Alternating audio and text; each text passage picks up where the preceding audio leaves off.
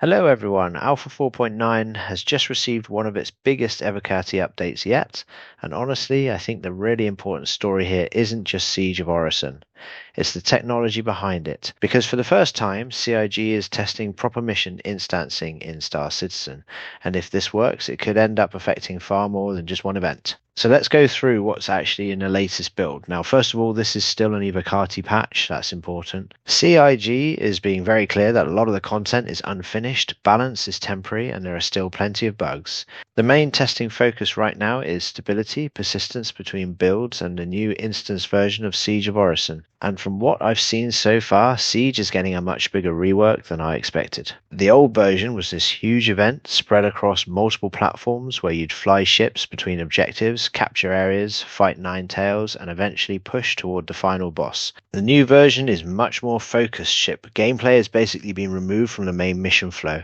Instead, Siege is now a dedicated co-op FPS experience built around 3 islands. You and your party enter a private instance, fight through each island, restore Crusader security systems, defeat the local Nine Tails leadership, and then move on to the next area. The final island ends with a boss fight against Menno Ren inside the admin center barge, and honestly, I can see why they've done this. One of the biggest problems with the original Siege was consistency. Sometimes you'd arrive and the event had already progressed, sometimes objectives were bugged. Sometimes another group had already completed the interesting parts, and sometimes you'd spend ages just traveling between locations. The new version looks like it's trying to cut out a lot of that downtime. Now, the really interesting bit is the instancing itself. When you enter the Siege elevator, the instance locks to you and your party. Other players can't just wander in unless they're invited. That's a huge change for Star Citizen. Up until now, almost everything has happened in the shared, persistent universe. This is the first real test of a private mission space where your group controls the experience. And I think that's why so many people are paying attention to this patch, because if instancing works here, imagine what comes next.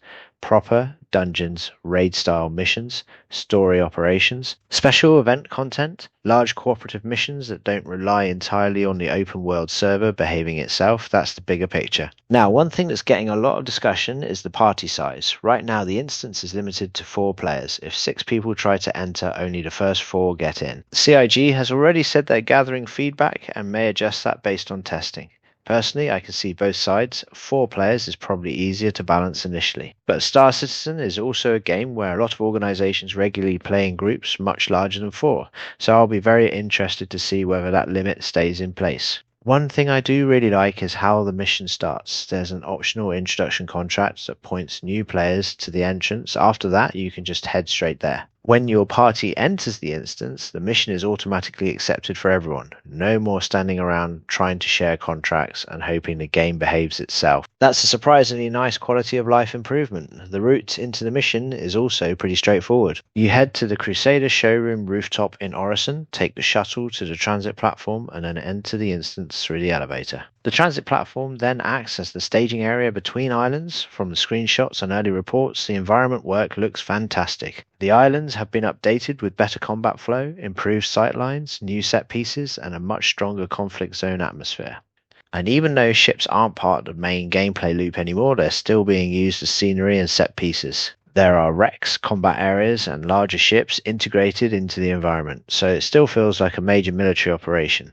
One thing I'm particularly interested in is the loot. Early reports suggest there's a lot to explore and a lot of equipment to find. And with the new super heavy combat armor also being tested, Siege could end up becoming one of the more rewarding FPS activities in the game. Now, I should say that the current Evocati build is still pretty rough. NPCs are often non-reactive, server issues can cause platforms to despawn, some mission objectives fail to progress, and there are still a number of known bugs. That's why CIG is focusing heavily on the first island right now. They're trying to make sure the core experience actually functions before expanding the testing, so if you're watching footage from Evocati and thinking that looks broken, yes, parts of it are. That's the whole point of Evocati.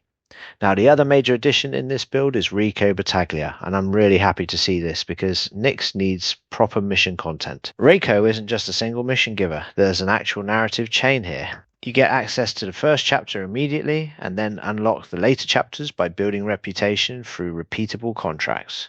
What's interesting is that Reco's mission pool seems fairly varied. It's not just mining or industry work. There are investigation missions, retrieval missions, and combat contracts as well. So if you're looking for lawful gameplay in Nyx, Reco looks like it's going to be one of the main starting points. Now, I've seen a lot of people wondering whether these missions connect to Municipal Works beneath Levski. CIG has previously talked about Municipal Works as a future dungeon-style location, but as far as I'm aware, there's no confirmation yet that Reco's missions directly lead into it. That said, the themes and location do line up pretty well, so I wouldn't be surprised if there's some connection eventually.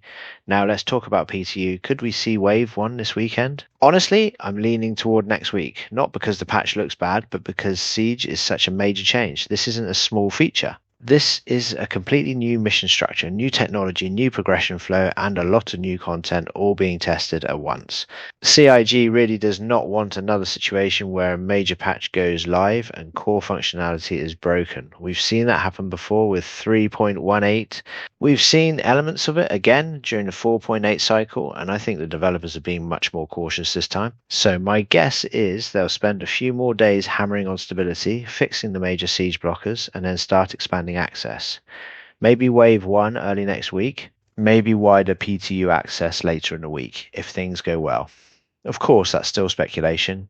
It depends entirely on how the testing goes. But overall, I'm actually pretty encouraged by what I'm seeing. 4.82 has improved a lot since launch. The latest 4.9 build seems focused on getting the fundamentals right. And Siege of Orison feels like more than just an event update. It feels like a test of systems that could eventually support a whole new category of content in Star Citizen. If instancing works, if the progression works, and if the stability holds together, this could end up being one of the more important gameplay updates we've had in quite a while. Thanks for watching everyone, and I'll catch you in the verse.